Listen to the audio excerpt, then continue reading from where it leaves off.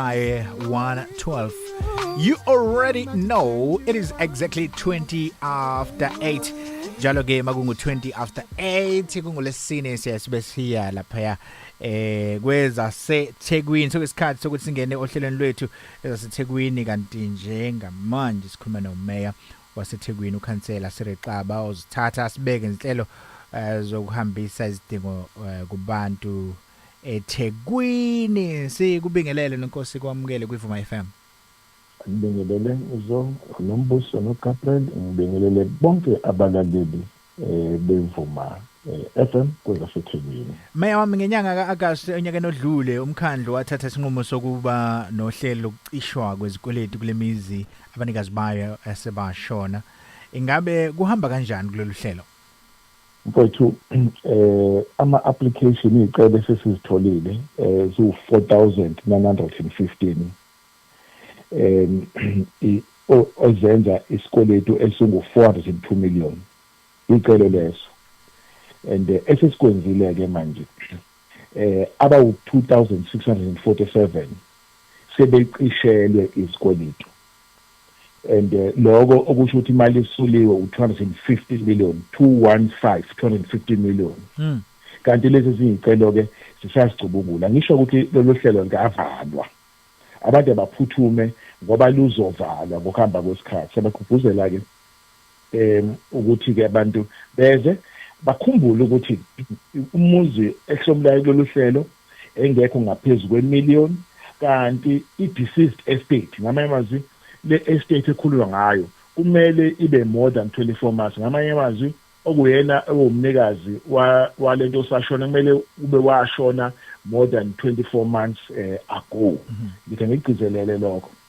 Umndeni avumelane ukuthi sakhetha mzo kube wena ozothatha manje wonke ama-municipal accounts omkhandlu kusola namhlanje kusola isikweletu, uze nencwadi zakho sikubhalize phansi, uphinde ne-confirmation yokuthi uyasebenza, ngoba sifuna ukuthi sinikeze umuntu ongasebenzi noba engena income siphinde sivuke futhi lesi sikweletu. Ama-ofisi ethu akasizakala asavuliwe uma abantu befuna ukwazi kabanzi ngalolu hlelo. Mayor, kuyajabulisa ukubona ukuthi mkhulu umsebenzi eniwenzayo ukulungisa izikhalo zabantu abanazo ngokuqoqwa kwezikweletu.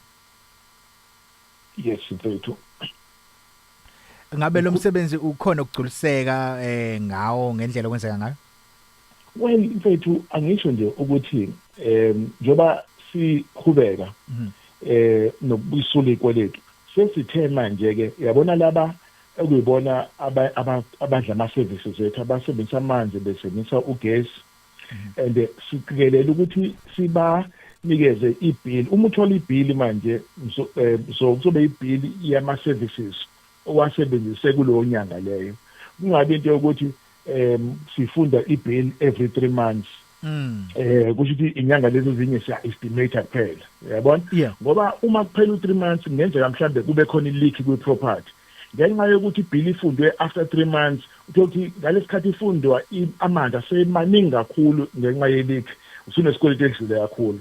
Asibambisane-ke nabantu ukuthi kune-system lento abathi esiyifakile, uyangena kwilokhunjeni ephumitheni lakho and uyalishutha, uthathe into eyishuthile oyifundile ifake kulento mobile app uyithumele kumasipala. Amaposi bekade siwakhipha siwahambisa ngeposi, sona iy'ncwadi lezi zabantu zamabhili sihambisa ngamaposi. Niyazi ukuthi amaposi akithi akhahlamezekile, abantu abaningi abatholi iy'ncwadi.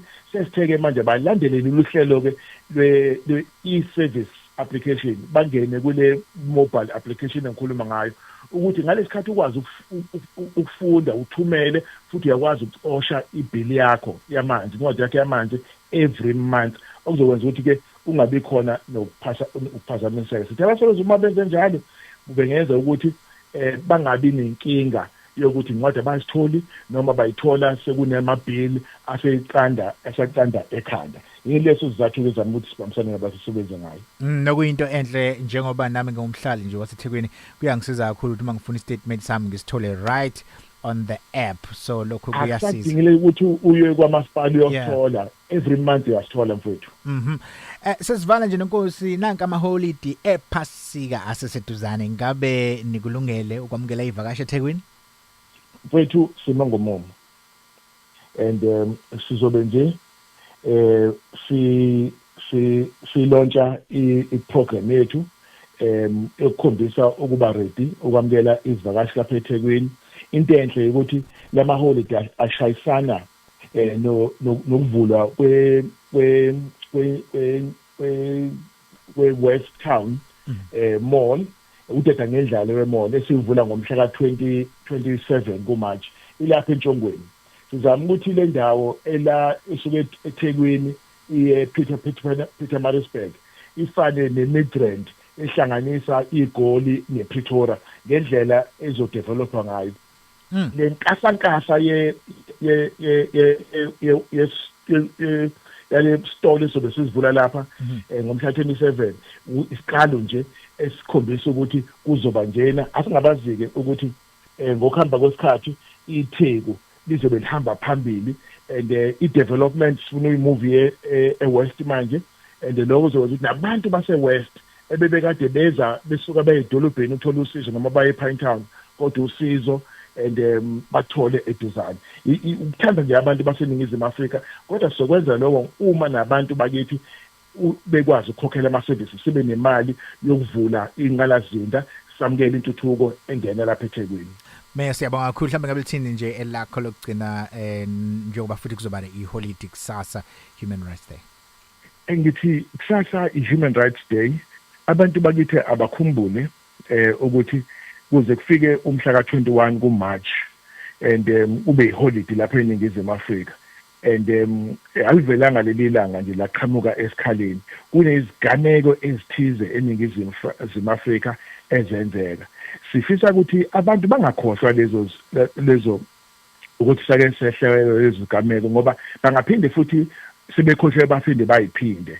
Okubalekile ukuthi sithi forgive ukuze sikwazi ukuthi sithi move forward as a country, si build a nation and uMandela wenza umsebenzi omkhulu we-reconciliation ne-peace aqhubekele ukuphile phakathi kwabantu bakithi kuletha intuthuko kuletha i-development kuletha amathuba omsebenzi. Siyabonga.